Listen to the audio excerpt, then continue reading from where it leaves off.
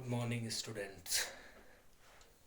आज आपका topic same topic रहेगा क्यूब एंड क्यूब रूट्स।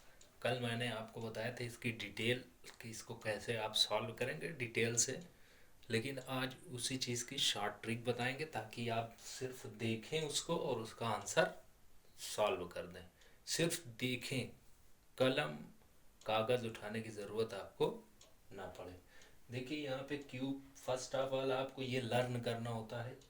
जैसे ये हो गया 0 का क्यूब, यहाँ 0, 1 का क्यूब 1, 2 का क्यूब 8, 3 का क्यूब 27, 4 का क्यूब 64, 5 का क्यूब 125, 6 का क्यूब आपका हो जाता है 196, 7 का 343 और 8 का क्यूब आपका हो जाएगा 512, 9 का क्यूब हो जाता है 729 और 10 का हो जाता है 1000।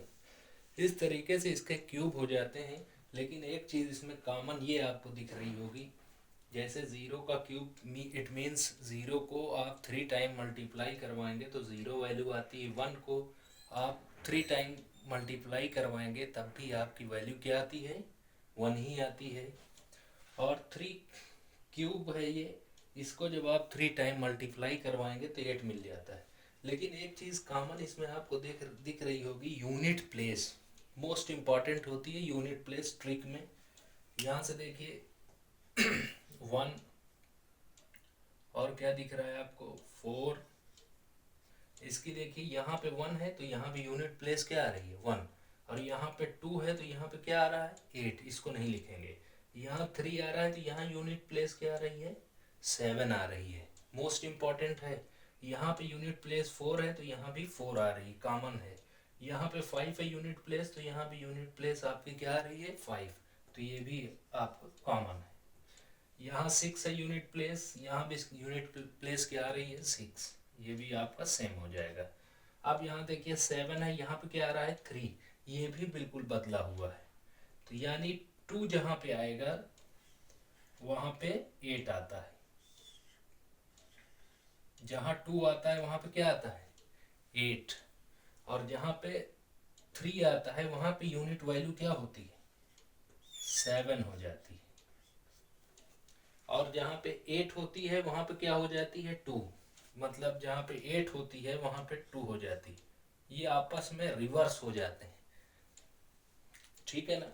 2 का 8 हो जाता है, 8 की यूनिट जहाँ पे 8 आ जाता है 8 का क्यूब पूछ लेता है, ठीक है, तो वहाँ पे यूनिट प्लेस 2 आ जाती है। जहाँ पे 2 का क्यूब पूछ लेता है वहाँ पे यूनिट प्लेस आपकी 8 आ जाती है, और जहाँ पे यूनिट प्लेस 3 होती है, 3 का क्यूब पूछता है वहाँ पे यूनिट प्लेस आपकी 7 आ जाती है। जहाँ पे 7 आ जाती है वहाँ पे आपकी यूनिट प्लेस 3 हो जाती है। तो ये कॉमन है। 6 के बाद यहाँ देखिए 9 है, 9 की यूनिट प्लेस क्या है 9 ही है, और 0 की यूनिट प्लेस ऑलवेज 0 ही है। यहाँ यूनिट प्लेस 0, यहाँ भी क्या रही 0। अब देखिए इसको ट्रिकी बेस पे सॉल्व कैसे करेंगे, ये इम्पोर्टेंट है। ये समझ गए, ये सब यूनिट प्लेस है, यूनिट प्लेस, वंस प्लेस जिसे आप लोग नर्सरी में पढ़े होंगे, यूनिट प्लेस। और ये आपका है, ये भी यूनिट प्लेस है,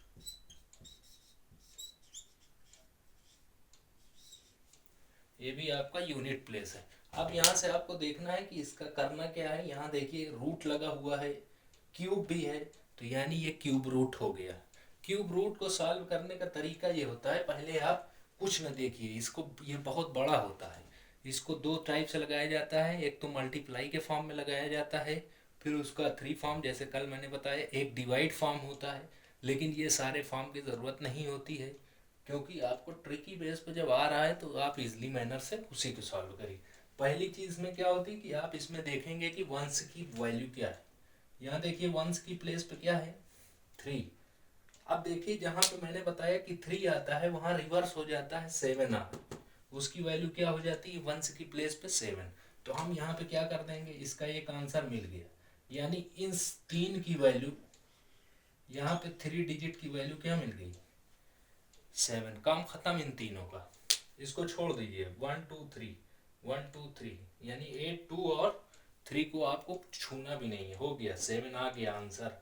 अब ये क्या है 103, इतना बच रहा है। अब 103 देखते हैं किसके किसके बीच में आता है। तो यहाँ देखा हमने 64 है, यहाँ है 125। तो यहाँ पे 4 के क्यूब में आ रहा है और 5 के क्यूब के इन दोनों के बीच में आ रहा है 103। अब इसमें देखते हैं, इसको आप लिख सकते हैं ये 3 के बीच में आ रहा है और ये किसके बीच में आ रहा है, सॉरी ये 4 के बीच में आ रहा है और 5 के बीच में आ रहा है, ठीक है ना।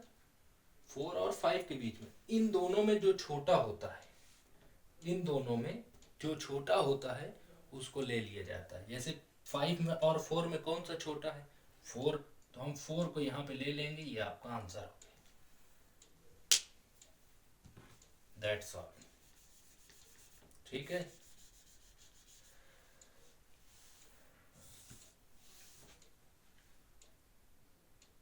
ये क्या हो गया आपका आंसर हो गया, ये 4 और 5 के ये मिडिल में आया, इसलिए ये आपका सॉल्व। अब यहाँ से देखिए वही चीज आपको यहाँ भी करनी है। यहाँ देखा 5 है, 5 यहाँ पे लिख लिया, 5 कहीं दिख रहा है आपको, ये दिख रहा है, 5 को उतार दिया। अब देखिए इन तीनों का काम हो गया, खत्म, इसको छोड़ दीजिए। 166 ये किसके बीच में आ रहा है, 125 और 196 के मिडिल में आ रहा है, यानी इन दोनों के बीच में आ रहा है। तो यहाँ से 6 बड़ा है कि 5, तो 6 बड़ा है, जो छोटा होगा वो लेना है हमें, तो यहाँ से ये ले लेंगे 5, ये आपका आंसर हो गया।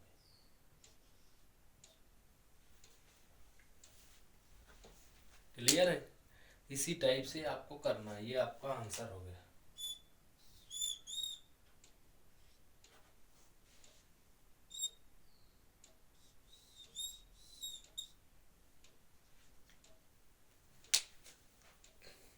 इस टाइप से आपको करना है, और जो भी ना समझ में आया करे वो पूछा करिए आप लोग। आप लोग उसको ना तो देखते हैं, मैं आप लोगों के लिए सब कर रहा हूँ, आप लोग देख भी नहीं रहे हैं।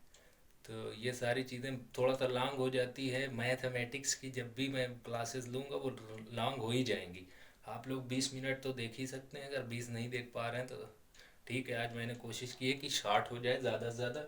ये समझ में आ गया होगा इसको, बाकी ये आपका ये क्वेश्चन है, इसको आपको सॉल्व करना, ठीक है। Have a night.